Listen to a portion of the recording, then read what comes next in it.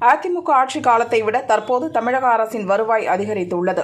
ஆனாலும் திமுக அரசு மக்கள் நலனுக்கான எந்த திட்டத்தையும் அமல்படுத்தவில்லை என எதிர்க்கட்சித் தலைவர் பழனிசாமி கூறினார். இந்த பட்ஜெட்டில் வார்த்தை ஜாலங்கள் தான் அதிகமாக காணப்படுது. மக்களுக்கான திட்டங்கள் எதுவுமே இல்லை. பெரிய வளர்ச்சி திட்டங்கள் எதுவுமே இதில் இடம்பெறல. மாண்பு அம்மா இருக்கின்ற பொழுது ஏழை மக்களுக்கு பசு வீடுகளுக்கு திட்டத்தை கொண்டு வந்தோம். அந்த பசு வீடுகள் திட்டத்தையும் நிறுத்திட்டாங்க இந்த விடியா திமுக அரசு. 22-23 1,55,625.11 கோடி பற்றாக்குறை. 23-24 2,49,684 கோடி பட்ஜெட்டில் பற்றாக்குறை. இன்றைக்கு 2024-25 திட்ட மதிப்பீட்டில் நீங்கள் பார்த்தீங்கன்னா 3,58,354 கோடின்னு சொல்கிறாங்க. இன்றைக்கு நிதி பற்றாக்குறை 1,08,689 கோடி அப்படின்னு இந்த ஆண்டு சொல்லியிருக்கிறாங்க.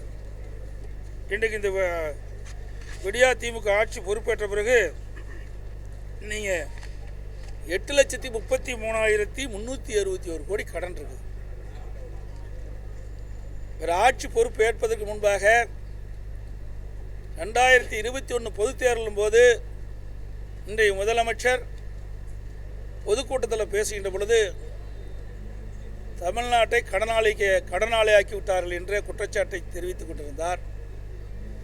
இப்பொழுது ஆட்சி பொறுப்பேற்ற பிறகு சுமார் 8,33,361 கோடி கடன் உயர்ந்திருக்கிறது.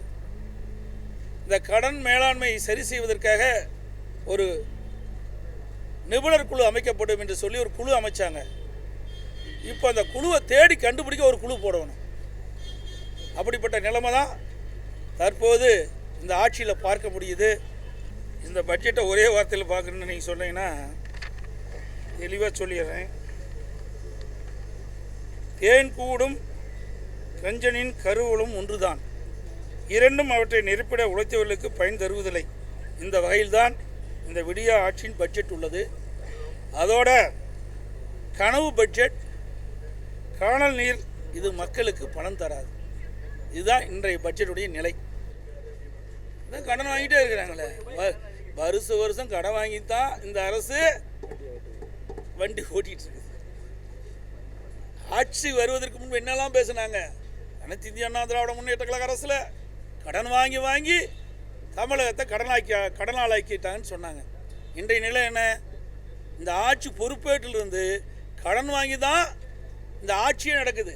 இப்படியே கடன் வாங்கி இன்றைய நிலைக்கு நான் சொன்ன மாதிரி 8,33,361 கோடி கடன் வாங்கிட்டாங்க. எல்லா வகையிலும் இன்றைக்கி நிதியமைச்சர் பேசுகிறார்.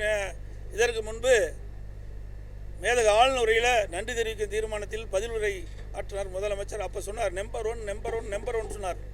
இந்தியாவிலேயே கடன் வாங்குவதில் நம்பர் 1 தமிழ்நாடு. அதை சொல்ல மறந்துட்டார். 2 ஆண்டுக்கு முன்னாடி போட்டாங்களே தொழில் முதலீட்டாளர் மாநாடு. 2 ஆண்டுக்கு முன்பு விடியா திமுக அரசு ஆட்சி பொறுப்பேற்ற பிறகு தொழில் முதலீட்டாளர் மாநாட்டை நடத்தினாங்க. அந்த தொழில் முதலீட்டு மாநாட்டில் புரிந்துணர்வு ஒப்பந்தம் போட்டிருக்காங்க. எத்தனை புரிந்துணர்வு ஒப்பந்தம் நடைமுறைக்கு வந்தது? எத்தனை தொழிற்சாலைகள் நடந்துகிட்டு இருக்குது, நடந்து முடிஞ்சிருக்குது? முடிஞ்ச தொழிற்சாலையில் எத்தனை பேருக்கு வேலை கிடைச்சிருக்கு? அதுக்கு வெள்ளை அறிக்கை கொடுக்கணும், இது வரைக்கும் கொடுக்கல.